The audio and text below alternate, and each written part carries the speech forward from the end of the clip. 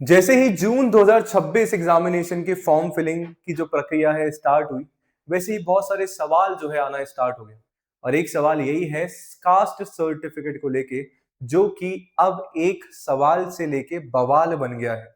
अब बवाल क्यों बन गया है? क्योंकि हर जगह एक यही चर्चा है कि यूजीसी नेट एग्जाम का जब फॉर्म फिल कर रहे हैं और हम लोग जो है रिजर्व्ड कैटेगरी में आते हैं, ओबीसी, ईडब्ल्यूएस, एससी, एसटी, तो वहां पे जो हमारा सर्टिफिकेट है वो अपडेटेड होना चाहिए। वो सेंट्रल का होना चाहिए या स्टेट का होना चाहिए। मेरा तो स्टेट का है, क्या मैं फॉर्म फिल नहीं कर पाऊंगा या कर पाऊंगी? कितना अपडेटेड होना चाहिए, इस फाइनेंशियल ईयर का होना चाहिए या नहीं होना चाहिए? इन सारे बातों के जो जवाब हैं आप सभी को इस पर्टिकुलर वीडियो में मिलने वाले हैं। तो इस सेशन को अंत तक जरूर देखिएगा और डेफिनेटली कोशिश मैंने करी है कि आप सभी को क्लैरिटी दे पाऊं। उसके अलावा भी कोई भी सवाल होते हैं तो बिल्कुल आप सभी जो है कमेंट मुझे कर सकते हैं। नमस्कार सभी को, मेरा नाम है योगेश एंड यस आप सभी के लिए मैं लेके आता हूं आपके अपने इस YouTube platform JRF Adda and UGC NET spotlight by JRF Adda पे पेपर 1 एंड पेपर 2 मैनेजमेंट की क्लास। तो अगर अभी तक चैनल को सब्सक्राइब नहीं किया है तो चैनल को सब्सक्राइब करेंगे, वीडियो को लाइक करेंगे, शेयर करेंगे सभी के साथ जो भी यूजीसी नेट एग्जाम की तैयारी कर रहे हैं एंड यस जिनका पेपर 2 मैनेजमेंट है। सबसे पहले मैं आप सभी को लिए चलता हूं हमारे नोटिफिकेशन पे, जो हमारा इंफॉर्मेशन बुलेटिन है उसमें क्या बात बोली गई है। थोड़ा सा ऑफिशियली तरीके से हम लोग समझने की कोशिश करते हैं कि तुम्हारा ये जो एनटी है वो तुमसे क्या चाह रहा है। बोला गया है कि the benefit of reservation, I hope ये सभी को विजिबल होगा, the benefit of reservation for admission to Central Educational Institution CEI shall be given to those classes or caste or tribe which are in the respective central list published by the government of India from time to time। जो तुम्हारे other backward classes हैं, OBC हैं, जो OBC NCL non creamy layer में आते हैं, as per the central list of the other backward class available on national commission NCBC की तुम्हारा जो वेबसाइट है वहां पे कहीं ना कहीं अवेलेबल है, जाके देखिए। अभी बहुत सारी चीजें जो है यहाँ पे गिवन है, इसको सिंपल तरीके से समझाने की तुम्हें करता हूँ कोशिश, जो तुम्हारे और मेरे समझ में आए। कुल मिला के बात क्या बोला जा रहा है कि हमें सेंट्रल चाहिए या फिर हमें स्टेट का चाहिए। सबसे पहले आपकी जो भी कैटेगरी है ना वो सेंट्रल लिस्ट में जो है होनी चाहिए। केवल स्टेट लिस्ट में अगर आपकी कैटेगरी है, आपका जो कास्ट कैटेगरी है वो अगर ओनली स्टेट लिस्ट में है तो नहीं चलेगा, वो तुम्हारा सेंट्रल लिस्ट में कहीं ना कहीं होना चाहिए। क्यों?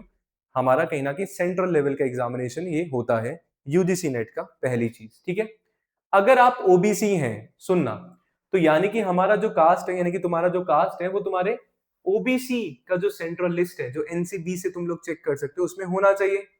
और तुम लोग जो है ओबीसी एनसीएल यहाँ पे होना चाहिए, यानी कि स्टेटस जो है ओबीसी एनसीएल का तुम्हारे सर्टिफिकेट पे होना चाहिए।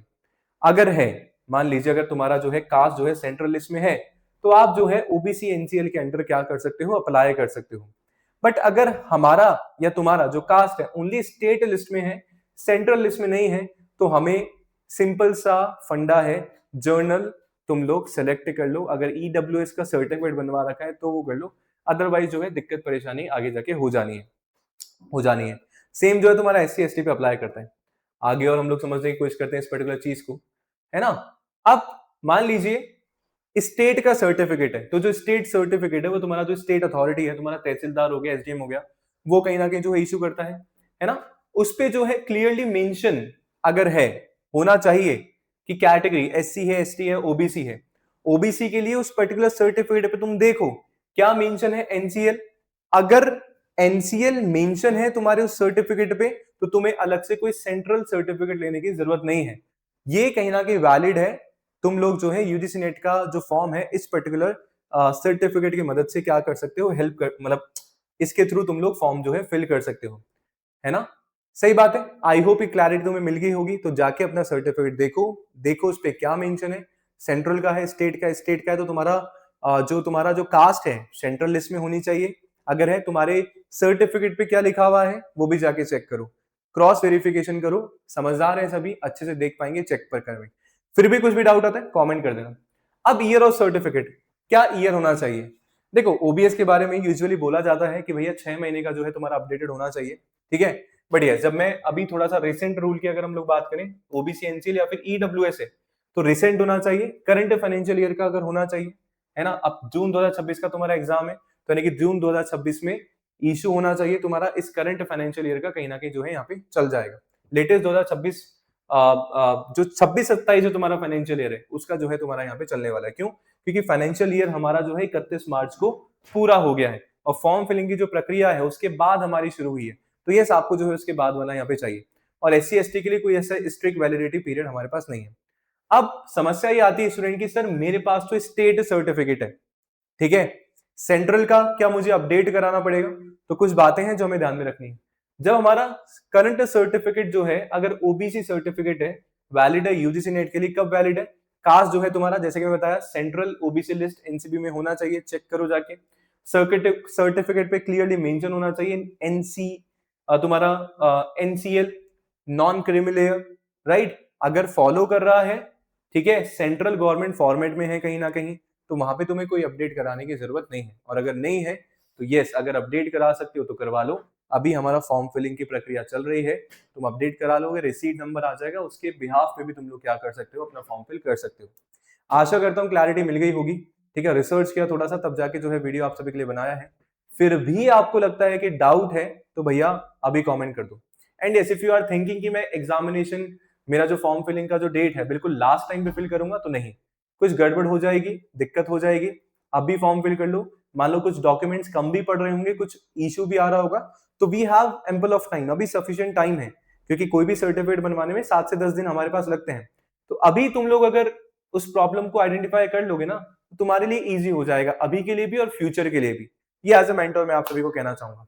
तो it was from my side. Again मैं बोल रहा हूँ, डाउट हो कमेंट कर देना, ट्राई करूंगा हर एक प्रॉब्लम का सोल्यूशन देने के लिए।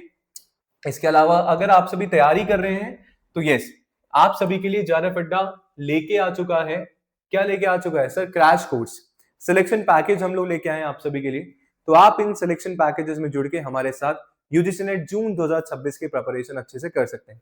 आपको मिलने का वाला है, या तो JRF अड्डा एप्लीकेशन डाउनलोड करिए, JRF अड्डा वेबसाइट पे आप लोग जाएंगे तो वहां पे हर किसी पेपर का, चाहे मैं पेपर 1 लॉ की बात करूं, मैं चाहे सोशियोलॉजी की बात करूं, जैसे मेरा जो पेपर 1 और जो मेरा पेपर 2 है, that would be my management. तो अगर यस, मैनेजमेंट का अगर आप लोग लेते हैं तो वहां पे आप सभी को क्रैश कोर्स मिल जाएगा, जो कि बहुत जल्दी स्टार्ट कर रहा हूँ 20 से 25 जून पे, मई में, ठीक है। इग्निशन बैच मिल जाएगा।